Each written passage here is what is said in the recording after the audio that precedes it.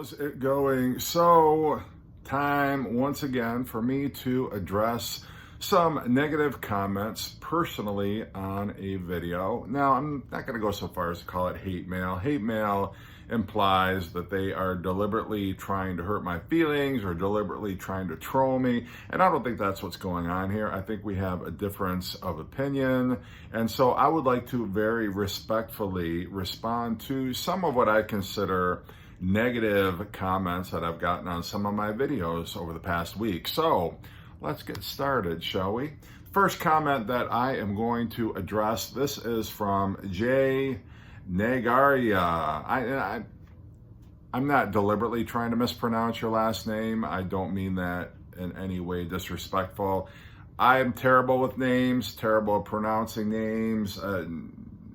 Nagaria, I really don't know. I apologize. But anyway, Jay, I'm going to call you Jay because that's the first initial that you lead off with. Jay is responding to a Beatles Let It Be Super Deluxe review that I had done a little over a week ago after I got my Super Deluxe CD set and my Super Deluxe vinyl set. And so Jay, like some people who comment on my videos, what Jay is trying to do is he's trying to establish himself as a bigger Beatles fan than me. So the first comment is, no one in their right mind wants the rooftop as a non-video recording. That will likely be the culmination of the 3-part documentary. Oh, you think?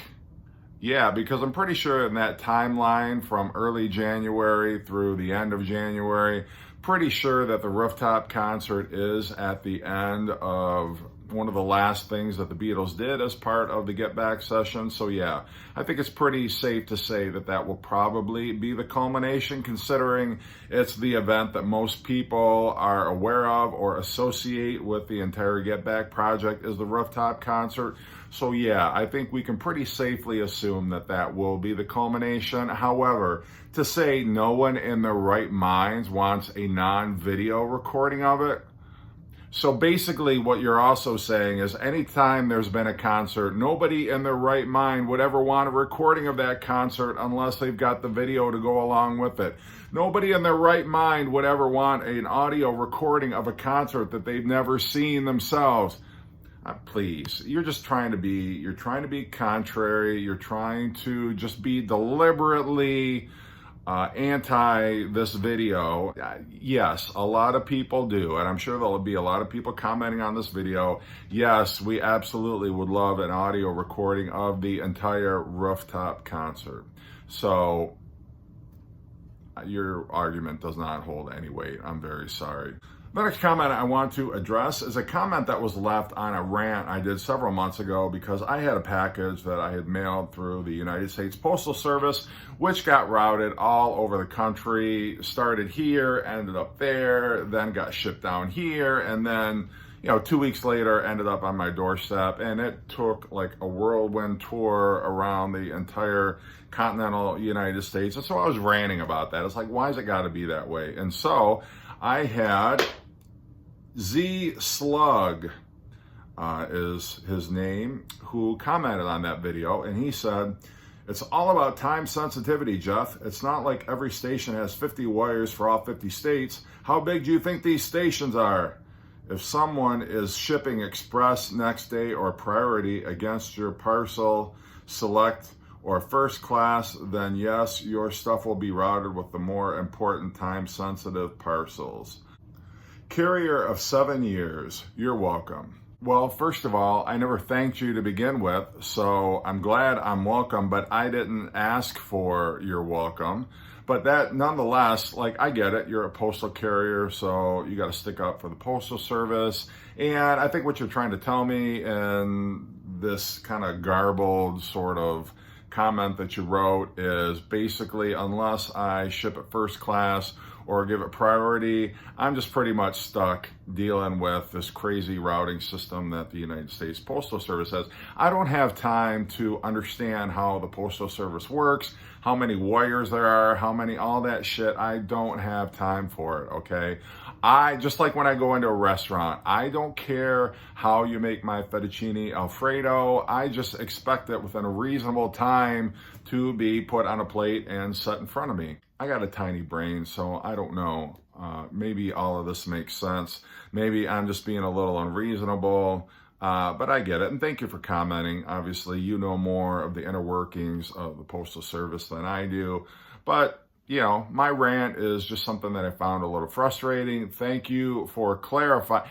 Thank you for clarifying. Now you can comment. You're welcome, without it sounding very sarcastic. The last comment I am going to respond to is in response to a video that I made yesterday where I was talking about, I went to a record store and some guy had put a stack of the records that he was intending to buy on the counter, but it was not directly in front of the counter. It was kind of off in a space where I stumbled upon them, didn't know if they belonged to somebody, and the record store clarified, yes, they belong to the guy who's way over across the store. And so I kind of struggled with, well, there's a couple records here that I like. Should I take them, or is it not mine to take? And was just asking, throwing it out there if I did the right thing by walking away and not taking any of those records. And so I got many comments. A lot of people said, you should have taken the records, you know, until he actually buys them. They're not his.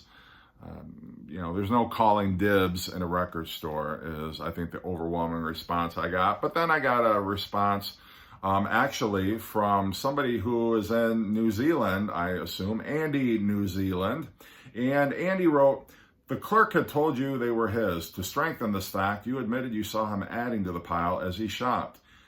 He had not left the store. If you had taken the record from the stack without asking him, would be wrong, though not criminally, as the record was still the property of the store. If you're willing to have a fight over a $1 record inside the store or outside, then that would make you not only an idiot, but quite possibly an idiot who wakes up the next day in a cell, hospital, bed, morgue, slab. Okay, no waking up on that last one. Geez, America, really? Has it come this far that a question like this is asked?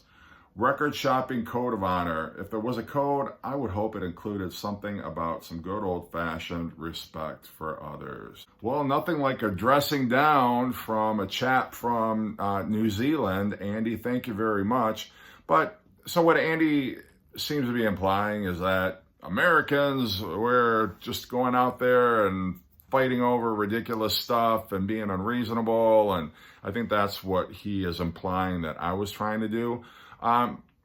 So first of all, I did not say in my video that I was going to start a fight, not going to drop the gloves and put up your dukes. What I was saying is, if I did take the record and the guy saw me take the record, chances are we were going to have words about it. And I pretty much feel very confident in saying that it was not going to be a friendly conversation. It was probably more going to go the way of, what the fuck are you doing? Those are my records. Get your greasy mitts off my records. I was going to buy those. And then if I didn't drop the record, if I didn't put it back, if I'm like, no, right here, I'm not flipping you off, okay? Not you viewers. I'm just saying in this particular hypothetical situation, I would be like, no, I'm buying this record. You shouldn't have left it over here, jackass.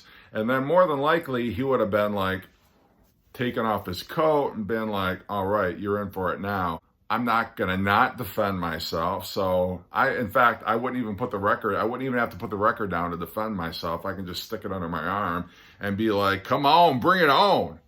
And then, you know, it's up to him if he wants to throw the first punch. I am not throwing the first punch in the record store. I'm going to stand there. I'm going to defend myself. I'm going to have my fists up like this, blocking my face so he can't get right in my face. But he could go for a body blow, or he could kick me, in the junk or whatever. And then like we're full on. But I'm saying I'm not going to be the aggressor here. I'm not going to be the one throwing the first punch, but I'm going to get into my stance like this, and I'm going to show him that I mean business. And if he wants this record, if this dollar record means so much to him, then we're going to have some fisticuffs, okay? And it wouldn't be the first time that I ever had it come to fisticuffs in the record store. And in this other episode that I'm talking about, this other incident that happened in the record store, I, again, was not the aggressor. I did not instigate that fight. I did have this gentleman at one point by the hair, boom, I'm connecting with his face. There's teeth, blood flying. Boom. But I can tell you what, in that situation, which I'm not going to go into, number one, I did get the record. Number two, never seen that guy again, and he knows not to mess with me in the record store and try to take something that rightfully belongs to me. So no, I'm not implying that I'm going out there and I'm deliberately starting fights out in the record store. That is not me. I'm like John Lennon. I'm a peacemaker, okay? I like to keep the peace. I'm a very passive individual, but don't get into my space and don't try to take something that's mine is all I'm saying, okay? And don't start shit with me in my own record store, because you will be on the ground missing teeth in a pool of blood and urine while I'm walking out the door with my record. So there. So I know I got a little animated in this particular episode, which I did not mean to. I'm a good guy. I know a little bit. I get a little animated, I get a little over the top, but I assure you it's all good. I'm not out there fighting people in the record store on a daily basis. I'm a good guy, I promise you I am. But thank you, Andy, New Zealand, for your Australian perspective on what we do over in the States when we're record shopping. But anyway, thank you so much again for watching. And I know New Zealand is not Australia. That was just me trying to be funny. So don't attack me in the comment section. Australia's not New Zealand. I know, okay? I know. But anyway, hope you're having a good day. Keep commenting. I'll keep reading. I'll keep responding. Have a great one.